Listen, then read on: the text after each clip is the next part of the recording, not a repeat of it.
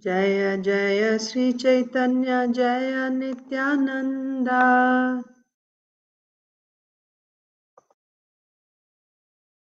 Jaya Dvaita Chandra Jaya Gaura Bhakta Vrinda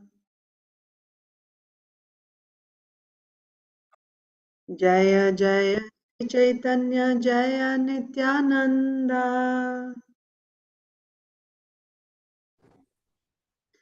Jaya Dvaita Chandra Jaya Gaura Bhakta Vrinda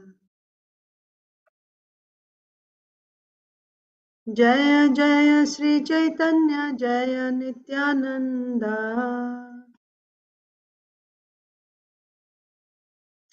Jaya Dvaita Chandra Jaya Gaura Bhakta Vrinda Sri Chaitanya Charitamrita ki Jai Srila Krishnadas Kaviraj Goswami ki Jai Srila Prabhupada ki Jai Samaveta Gaur Bhakta Vrinda ki Jai Om Ajnana Timirandhasya Jnananjana Salakaya Chakshurunmilitam Yena Tasmai Sri Gurave Namaha Sri Chaitanya Manobhishtam Sthapitam Yena Bhutale Swayam Rupah Kada Mahyam Dadati Swapadantikam Namo Vishnupadaya Krishna Preshtaya Bhutale Srimate Bhakti Vedanta Swaminiti Namine Namaste Saraswate Deve Gauravani Pracharine Nirvishesha Shunyavadi Paschatya Deshatarine Jaya Sri Krishna Chaitanya Prabhu Nityananda Sri Advaita Gadadhar Sri Vasadi Gaur Bhakta Vrinda Hare Krishna Krishna Krishna Hare Hare Hare Rama Rama Rama Hare Hare Hare Krishna. Dear devotees, welcome to today's Sri Chaitanya Charitamrita reading. We are reading from Sri Chaitanya Charitamrita Madhya Lila, Chapter 1, the later pastimes of Sri Chaitanya Mahaprabhu. So in the later pastimes, again in the Shesha Lila, we have Madhya Lila and Antya Lila. So this is a synopsis of Madhya Lila and Antya Lila. So we completed reading the synopsis of Madhya Lila and we started reading about Antya Lila. And we are just going over what are the various pastimes that come in the Antya Lila. So Antya Lila happens in the last 18 years of Mahaprabhu's stay in Jagannath Puri. Overall, Mahaprabhu's, after taking sannyas, Mahaprabhu's Leelas happened for 24 earthly years. Of those 24 years, first 6 years are the Madhya Leela, when Mahaprabhu is traveling all over India. And after that, the remaining 18 years, Mahaprabhu stayed in Jagannath Puri, and those 18 years constitute Antya Leela. So what all did we read in Antya Leela so far? Let's quickly go over. We saw how, yes, Mataji Dandavat Pranam, all glories to Srila Prabhupada. So we saw how in the later past times we saw Mahaprabhu, after he came back from Vrindavan, he stayed in Puri, and many devotees were now residing with Mahaprabhu all the time, and some devotees were visiting every year and spending 4 months with him. Then we saw how Rupa Goswami came, and then Sanatan Goswami came, and they were sent back to Vrindavan. We saw in Antya Lila, we read about Mahaprabhu's chastising Chota Haridas, how Damodar Pandit corrects Mahaprabhu, and then Mahaprabhu's, how Advaita Acharya feeds Mahaprabhu to his satisfaction. Then what else did we read? Let's go over.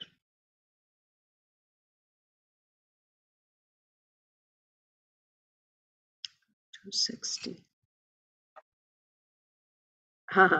So yesterday we were reading how once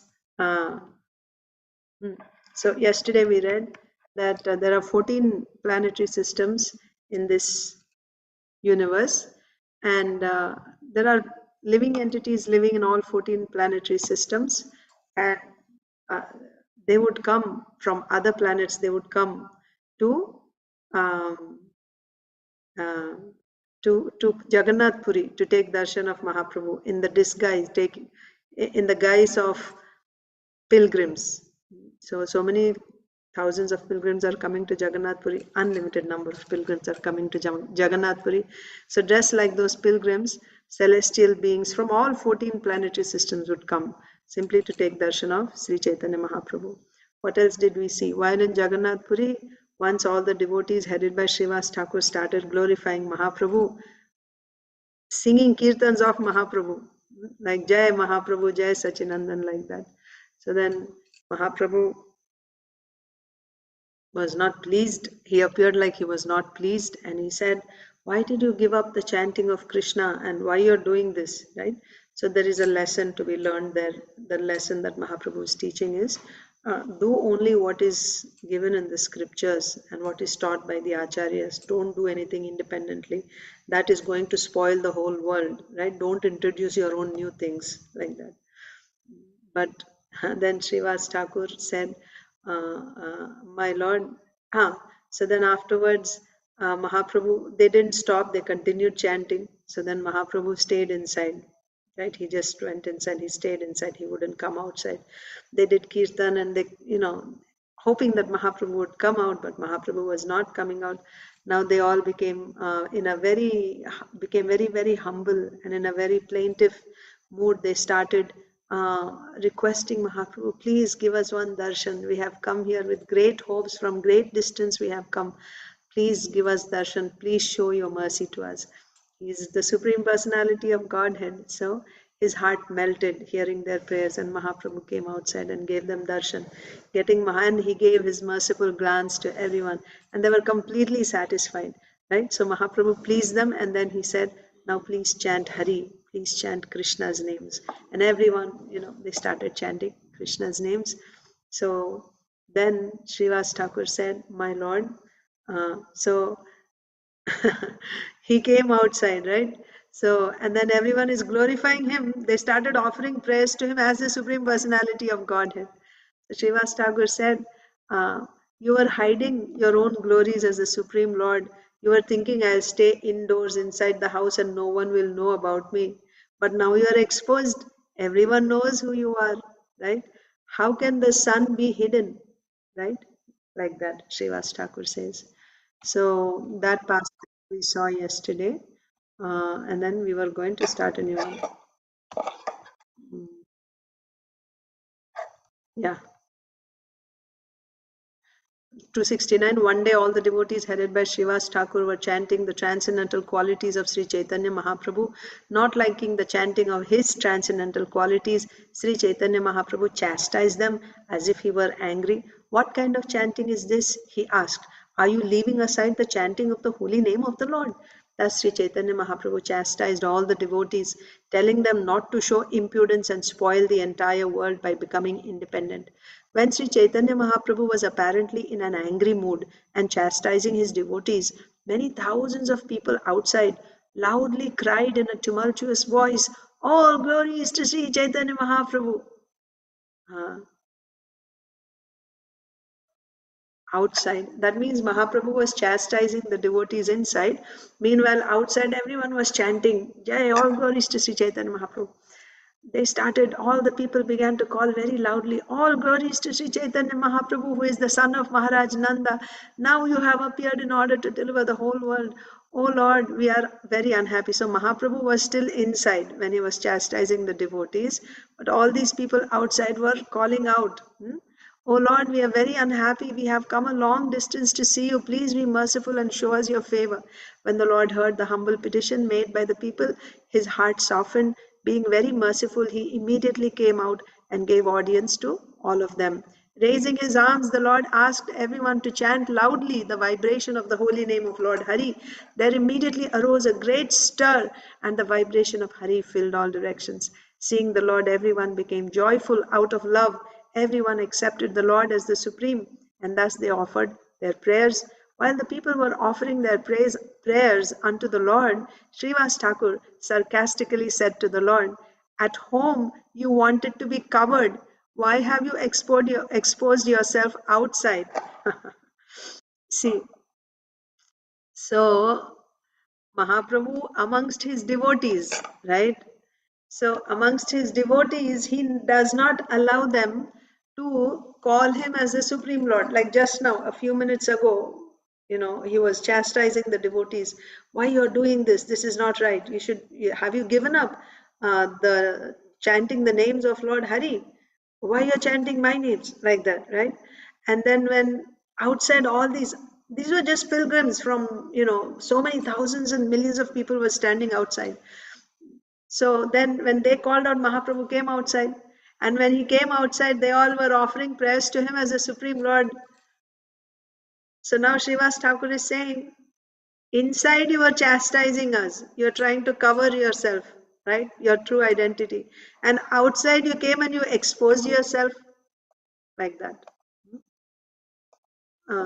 Srivas Thakur continued, now who told all these people that you are the Supreme Personality of Godhead? Right? They were inspired from within their hearts. They could feel that you are the Supreme Lord. Who has taught these people? What are they saying? Now you can cover the mouths with your own hand. Each one of their mouths you can cover with your own hand, right? You were telling us why you're doing this. Now you go. You're telling us now you go tell each one of these people, these millions of people, you go with your personal hands, you cover each one's mouth and tell them, no, no, no, don't chant my names. How you can hide yourself like that? Srivas Thakur is saying. Srivas Thakur said, it is as if the sun after rising wanted to hide itself. We cannot understand such characteristics in your behavior, right? It's obvious to everyone. How you can hide yourself? The Lord replied, my dear Srinivas, please stop joking. You have all combined together to humiliate me in this way. Thus speaking, the Lord entered his room after glancing auspiciously upon the people out of charity. In this way, the desires of the people were completely fulfilled. Now we will begin today's reading. This is the next section now. Raghunatha Dasa Nityananda Pashe Gela Chida Dadhi Mahotsava Tahai Korila. At this time, Raghunath Das approached Sri Nityananda Prabhu and according to his order prepared a feast and distributed prasadam composed of chipped rice and curd. Purport: there is a special preparation in Bengal wherein chipped rice is mixed with curd. Curd means yogurt. Chipped rice is mixed with curd and sometimes with sandesh and mango. It is a very palatable food offered to the deity and then distributed to the public. Raghunath Das Goswami, who was a householder at this time, met Nityananda Prabhu. According to his advice, he executed this festival of Dadhi Chida Prasad. So, again, just keep in mind that we are reading the synopsis. These are just, it's kind of like a table of contents kind of thing. Okay? Sutra, in a sutra form, in short, the pastime is mentioned that this pastime is going to come, this pastime is going to come, this pastime is going to come in the Antilila. So also we will read about Raghunath Das Goswami in Antilila. So Raghunath Das Goswami was the only heir of the wealthiest people in their village, Adi Saptagram. The wealthiest people, two brothers, two zamindars, and those two brothers, between the two brothers, there was only one heir. Like one brother had a son, and the other brother didn't have any sons. So this Raghunath Das Goswami was the single only heir to all the property, all the wealth of the family, of both his father and his uncle. He was the only heir. And he was extremely wealthy. Like you cannot calculate in today's world what their monthly income would be, like that. But And then, even though he was so wealthy, he was a very, very qualified person. So we will see some incidents how he was very expert in negotiating with people or in pacifying, like public relations. He's really very good at that. Excellent. Uh, and very, very sweet personality, highly qualified. But his heart was always uh, running towards Sri Chaitanya Mahaprabhu. He would run away from home to go and join Chaitanya Mahaprabhu. And every time he would go, his father would have to bring him back, right? He would send guards practically 24/7. His father arranged for bodyguards for Raghunath Das Goswami. He was Raghunath first. So he had bodyguards to make sure that at every moment, night, day, all the time, just to ensure that he didn't run away from home. And he would always attempt to run away. So finally, they got him married to an extremely beautiful, most qualified young lady. She was like a demigoddess, and she was so submissive, so loving. And in spite of that, even she could not keep him home. She could not attract him to her, wonderful womanly qualities. He could not get attracted. His heart was always, he would still try to run away like that. So then, so once when he ran away like this to Mahaprabhu, Mahaprabhu told him, why are you showing this Markata Vairagya? Markata means monkey. Vairagya means renunciation. Why are you showing this monkey renunciation? What is monkey renunciation? Monkeys, they live uh, on trees. They eat only berries from trees. They don't eat any cooked food, or they don't eat any non-vegetarian. They only eat fruits. Okay, like sadhus. They don't wear any clothes, right? They don't wear any clothes. Like you can say tapasvis, not wearing any clothes, Nagababas, right? And eating only some fruits. So it appears like they're renunciates. They have given up nice food and opulent way of dressing. But each monkey has, Srila Prabhupada says, 1 dozen girlfriends or wives. They are sexually very active. So what is the point in this renunciation? You say that I don't eat and I don't wear clothes, but I'm addicted to sex life. What kind of renunciation is this? This type of renunciation is called monkey renunciation. So monkey renunciation means, what it means is, uh, you're actually renouncing some things. You're renouncing some things, but what is the meaning of that renunciation? Right? You're renouncing such things, but like small things you renounce, but your big attachments are still there. The real attachments are still there, but you want to show like you're a very renounced person. By renouncing some things to the world, you show that you're a renounced person, right? So we don't want this type of renunciation. So why Srila Prabhupada, I'm sorry, why Sri Chaitanya Mahaprabhu said that to Raghunath, that you're showing Markata Vairagya? Because he was running away from home. I don't want this home. I don't want this wealth. I don't want this property. I don't want this wife. I want to join.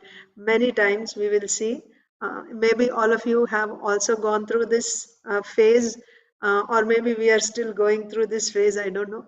But, when we come to the temple the first time, we get so attracted, isn't it? And then everything is so nice. The incense smells so nice. The deities look so gorgeous. And we see the devotees in the temple. Their life is so nice, so pure. And all day they do only Krishna conscious activities. They don't have to worry about this world and family and work and all that. So nice. I wish I could live like this, isn't it? We get that desire. And then also, so that part is good. Getting that desire is very good. But then we try to drop all our duties at home and run away, right? We drop our duties, whatever responsibilities we have, we don't take care of those responsibilities, and we try to run away. And we think that this is, I'm doing devotional service, I'm running away, I mean, I'm coming to Krishna, I'm doing devotional service. So at that time, things have to be handled like those who are the leaders, right? They handle the situation, or they should handle the situation very carefully. On one hand, you want to inspire and encourage that devotee, because this attraction to Krishna consciousness is natural, because that's our natural position, to be wanting to be engaged in Krishna consciousness. But what happens is we are still conditioned, right? We are still conditioned. The qualification to do full time devotional service is you should have that type of faith in devotional service. But what happens is, in the initial stages, we have this attraction, we want all that, right? But we don't want to forego other things to which we are attached. You understand? We don't want to forego the things to which we are attached. I'll give you some examples. Uh, Actually, they're deep rooted in all of us, because we've been in this material world since time immemorial. Deep in the heart, this attachment is there. All of us, we have that, let's say somebody cannot get up in the morning, right? And they're not able to, they're not even willing to make that sacrifice, right? Because it feels nice and comfortable. But still, oh, I like to go to, I want to be in the temple. So, there's also, when you take up, um, you know, it comes as a package. You have to do austerity. You have to do austerity also. You have to forego things, right? And the biggest thing is, when you're living in the temple, then you have to be humble. You cannot come there with your, like, I know everything kind of attitude. Or so initially we are humble. When we first come, we are humble. But then as we start staying for some days, then we think, now I am a senior devotee also. I have been around for some time. Now I should tell others, and if others don't listen to me, then my ego, comes up. So all these problems come. So that is why the systematic way is, you work on your attachments in the heart. That's why Mahaprabhu said, you stay where you are, stay where you are, and whatever you're doing, you add Krishna consciousness to it. You add Krishna consciousness to it. You chant Hare Krishna. You give up your sinful activities. And then gradually you keep increasing the time that you're spending in Krishna consciousness, and reducing the activities, other activities. You reduce your activities of sense gratification, activities of um, um, material attachments, right? Maybe to friends, to relatives, like that. That attachment in the heart is what we are trying to overcome. Externally, you can still stay there, but your heart is not there. That is more important. That is more important. But if you externally come in the association of devotees, very that means in an unripe stage, right? Like you take a mango when it is still unripe, green. You just take it, you won't be able to make it, you know, like the one that actually ripens naturally on the tree. It's still unripe, it is small and it is green, and in an immature stage, you have picked it. So, therefore, you let it stay there, you let it grow a little bit. So, what is it? What is that growing? Let your Krishna consciousness grow, let your faith grow. So, you stay where you are and you work on building your Krishna consciousness. How do you build your Krishna consciousness? Associate with devotees. So don't give up your responsibilities immediately in this world, because that will keep you responsible. That will keep you responsible. Of course, this is not a standard blanket statement. This is not applicable to everyone, because after all, it's a journey. Through lifetimes, we are traveling. Let's say somebody has come to 99% of faith, okay? And then somehow he gave up his body. Now he takes birth again in his next life. His faith is already at 99%. That's the beauty of spiritual life, devotional life. When you make progress in devotional life and when you give up your body, you don't go back to zero. You continue from that point. Your faith is still there. Your Krishna consciousness is still there only. Externally, you may be a small baby, But your Krishna conscious, that is why you see some children very small, but they're already quite advanced, mature in Krishna. They have natural attraction to Krishna consciousness. So this type of attachment they have. So let's say somebody is 99% Krishna conscious, and then or they develop that faith, 99% faith, and then they gave up their body, and when they take to Krishna consciousness, the next, I'm sorry, they take birth again in another body. Of course, childhood they spend their time, because it depends on which family they have taken birth, circumstances. They're growing up, maybe going to a regular school outside, right? All of a sudden, when they're like 13, 14, 15 years old, or they meet with, come in touch with the devotee, or they're looking for, we saw in Bhagavad Gita 6th chapter, even without any uh, formal training or anything, they just start looking. They're looking for, because they have those samskaras already in their heart from previous life. They're looking for that, and as soon as they find, right, maybe a Bhagavad Gita or some devotee temple, immediately they connect, and they start making, they just join the temple right away, and they don't even look back. They become brahmacharis and they go steady. So there you cannot apply this principle saying that uh, well, you're supposed to stay at home, and you have to you're supposed to build your shraddha, and then after you mature, that's the problem parents have sometimes when the children take to Krishna consciousness and they become very serious. Sometimes, like if the parents are not devotees themselves, then they will say, no, no, no, you're supposed to get married, you're supposed to go through the whole cycle, and then when you are old, then you can take to the devotional life, not when you're young. You must go through, like Daksha, right?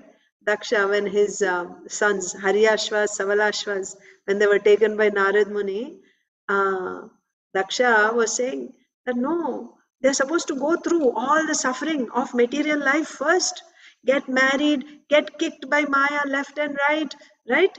And then maintain your family, work hard, and then finally, when you realize there is no happiness in this material world, then when you surrender to Krishna, then you will stay steady in Krishna consciousness, right? So that is also not correct. Actually, it is. So it really depends on who that devotee is, how much that devotee has progressed. Who can see this? The spiritual master can see this. The spiritual master can see this. The spiritual master, by the symptoms, can tell how far this devotee has advanced. Is this devotee at 70% of Shraddha, 90% of Shraddha, or 100% of Shraddha? Therefore, the spiritual master's instructions are different for different devotees. To one devotee, he will say, no, you stay at home, you get married.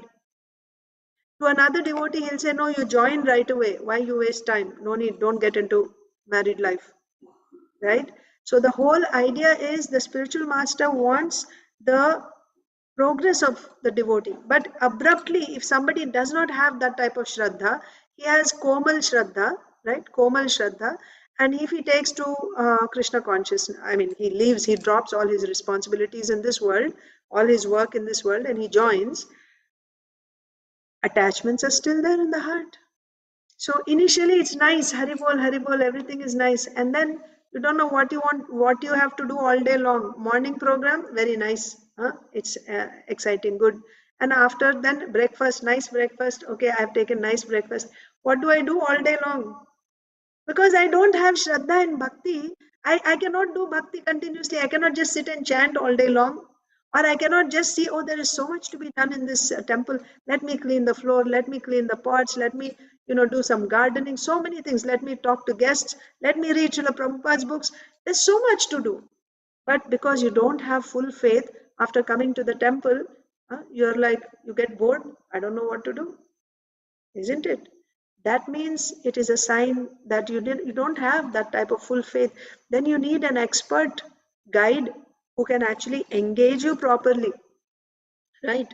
So that's why spiritual master is essential. A spiritual leader who can lead the devotee step by step to higher and higher levels of bhakti, it is essential. The whole point is build the faith and keep that devotee engaged. Now, if I don't have faith in bhakti to do direct devotional service 24 hours, then the expert devotee will tell him to do karma, you do work.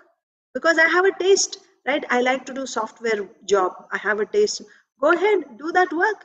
And then engage that money that you're earning in Krishna's service. So this expert spiritual master knows how to dovetail a devotee's propensities in Krishna consciousness. Now, just because someone is doing this, now we cannot say, oh, now this is pure devotional service. He's doing this work and that work is also pure devotional service. This is in the hands of that expert spiritual master, how he will engage that devotee. Why he is engaging one devotee in go and do some job outside, and another devotee he's saying just drop everything, take sannyas. Why he's saying like that? Because of the level of shraddha of that devotee. So this is a lesson that Sri Chaitanya Mahaprabhu is teaching.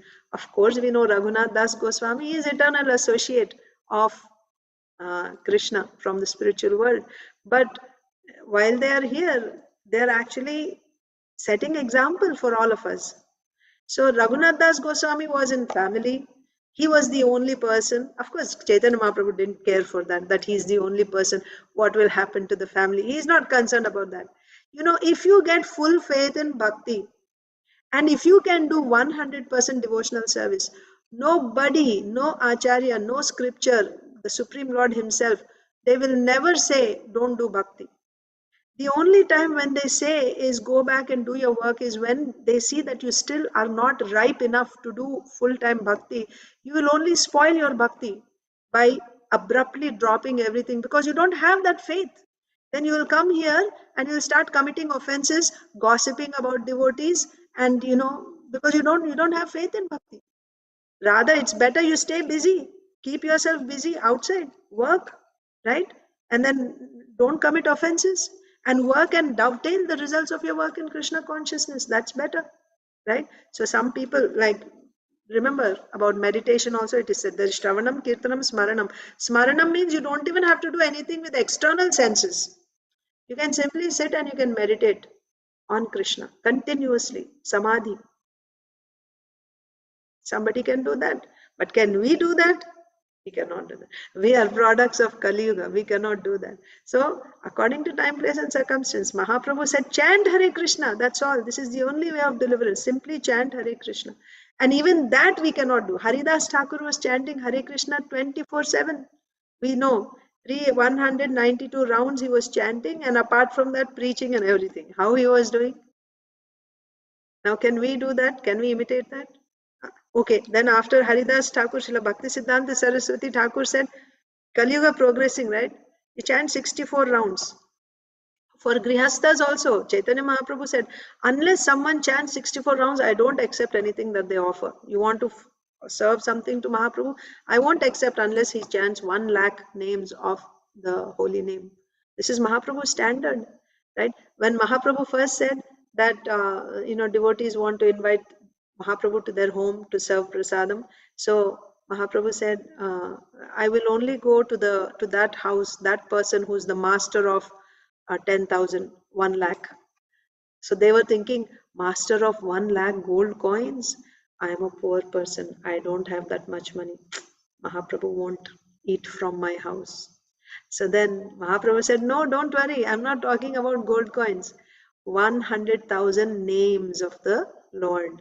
So anyone who's every day chanting 1 lakh, 100,000.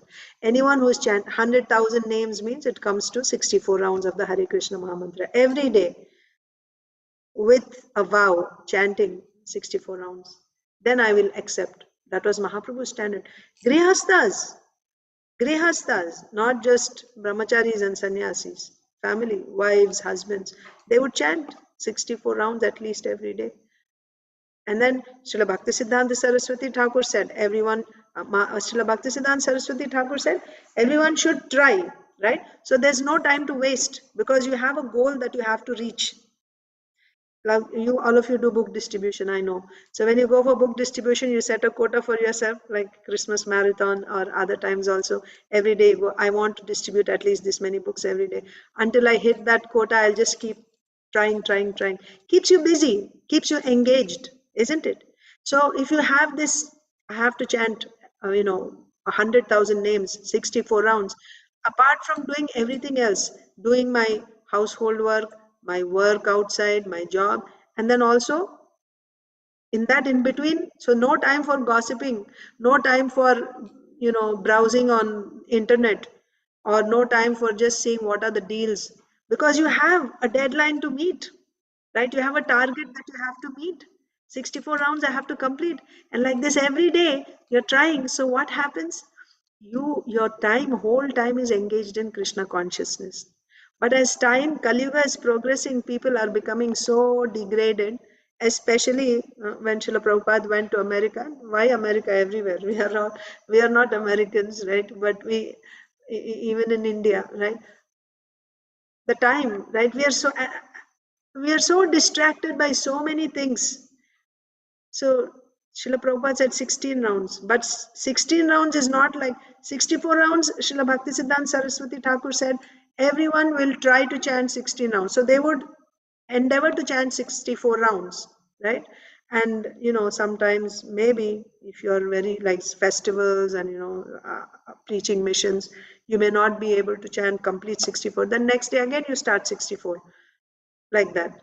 But Srila Prabhupada's standard was 16, and under any cost, you have to chant 16, otherwise, you fall down. Very strict.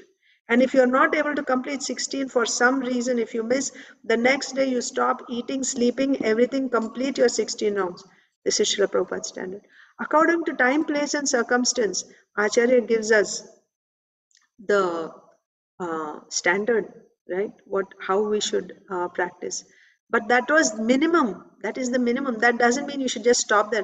I finished my 16 rounds. Now I can sit and watch a movie. I've done my responsibility. Ye yathamam prapadyante tamstataiva bhajamyaham. Right? As one approaches me, I reward him accordingly. So you become stingy, miserly. I'll give only this much to Krishna. That's the type of reciprocation you'll get. Whereas another devotee, after chanting 16 rounds, let me go and distribute some books. Let me do some seva for Krishna. Constantly is merit. Of course, if you take this chanting of 16 rounds seriously, it won't stay stagnant. The nature of spiritual life is it will grow. It cannot stay. It cannot stay like that. It will expand. That's the nature. That's the nature. So even if you do one, take a vow, right? You read, of course, when it is an order of spiritual master, there's no question. There's no question of not doing it or doing something else. What spiritual master has given, you have to do that. So 16 rounds you have to chant. But you try to increase, either increase more rounds or read more. May take a vow of reading Srimad Bhagavatam every day, personally, not what we are doing in group. Individually also, try to read, or Bhagavad Gita every day, or Krishna book. Make a vow. And what happens is, from that, it starts expanding, expanding, expanding. And then your consciousness also is expanding. Your Krishna consciousness is expanding. It's not just limited to those 2 hours when I'm chanting Hare Krishna, but throughout the day, right, your consciousness is becoming Krishna conscious. So, yeah, so according to time, place, and circumstance, Acharya instructs us. But the whole idea is to bring us to the standard of pure devotional service. The standard of pure devotional service is Anyabhilashita Shunyam Jnana Karmadhyan Avritam Anukulena Krishnanushilanam.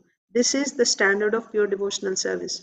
But depending on where we are, Acharya will gradually, elevate us step by step. They give us some instructions and they try to elevate us to higher and higher levels. So if you sincerely follow the instruction given by the Acharya, you will certainly undoubtedly make progress. By Srila Prabhupada. When I say Acharya, Srila Prabhupada is the Acharya, right? He is the Acharya for all of us. He is our Shiksha Guru, and for the whole world, for the whole world. It is because of his efforts that this Krishna consciousness it became known. It became known so far and wide, right? In the cities in India and all over the world outside India, outside of, yeah. So widely it became known by the efforts of Srila Prabhupada. So, yeah. So here Sri Chaitanya Mahaprabhu told Raghunath Das Goswami, don't show monkey renunciation. Don't leave your responsibilities abruptly. He was quite qualified, right? He is an eternal associate from the spiritual world. So later on when he left, Mahaprabhu didn't reject him. He didn't reject him. He accepted him, right? But at this time, when he would run away from home again and again, so Mahaprabhu gave him an instruction, another instruction. One thing is, don't show this monkey renunciation. Don't just drop everything and keep running from me. Rather, you stay where you are and you increase your attachment to Krishna. How to do that? The same thing that Srila Rupa Goswami wrote that poem. Remember, we read that a wife, or this was written by Chaitanya Mahaprabhu to Rupa Goswami, right? Like a wife, she is who has a lover other than her husband.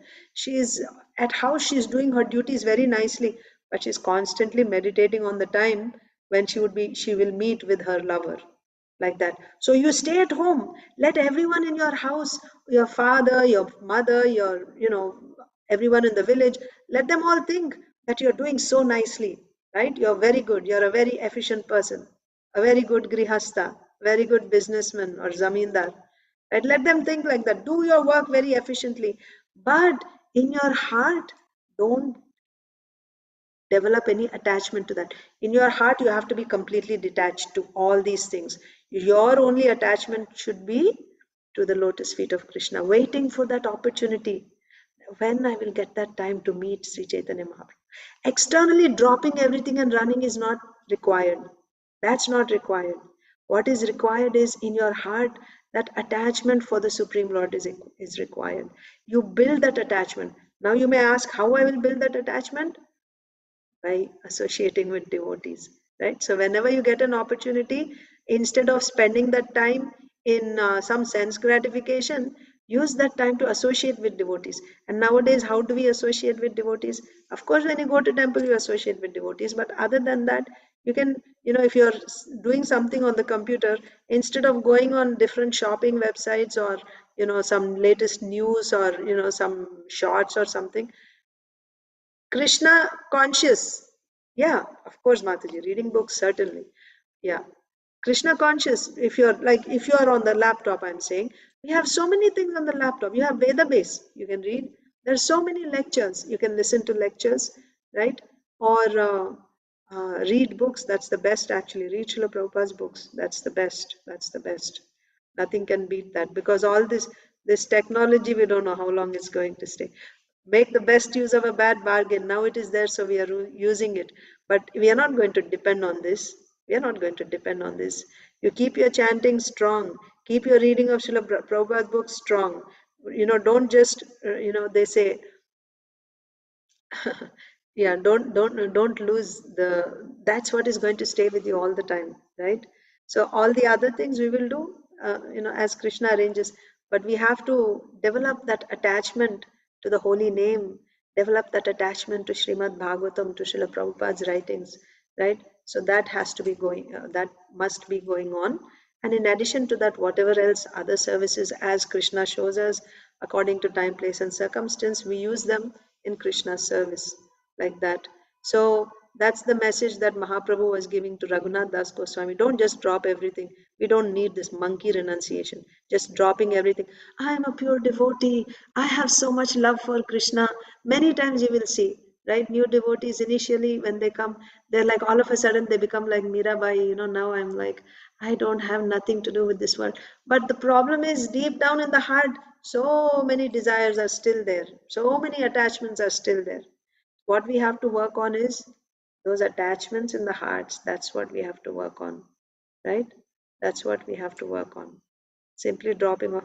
But if someone else is dropping everything and coming to the temple, but if someone else is dropping everything and coming to the temple, you should not criticize them. This is for us individually, for me, right? If someone else is doing that, and that's why it takes maturity. We cannot just judge somebody, because you don't know their past. You don't know for how many thousands of years they have been practicing Krishna consciousness. This life is not all in all, right? Somebody must have started in previous life and they can just pick up. And someone else, this is the very first time they're coming in touch with devotees. So we cannot judge anyone. But that is why Guru is important. Follow the guidelines given by the spiritual master, an expert spiritual master, right? Tadvidhi pranipatena pariprashnena sevaya upadekshanti te jnanam jnaninas tattvadarshinaha. Go to that Guru, Tattvadarshi, who has seen the truth, and submit yourself to him and let him guide you in Krishna consciousness. That's how we can make progress. So with this instruction, Mahaprabhu didn't encourage Raghunath Das Goswami's leaving home and coming. Then during this time, while so Raghunath Das Goswami went back home, and now he was doing all his duties nicely. And then once he got news that Nityananda Prabhu is in Panihati, so then Raghunath Das Goswami went to Panihati to take darshan nearby to his place.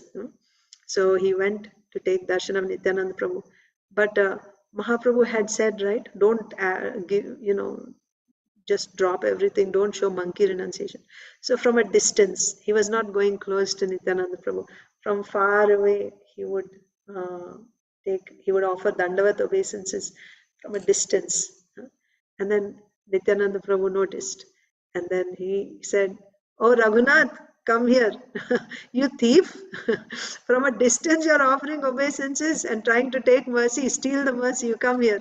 You're not going to get it so easily, right? You have to pay for it." So your punishment, the punishment for your stealing is you have to arrange for a feast for all the devotees that are here.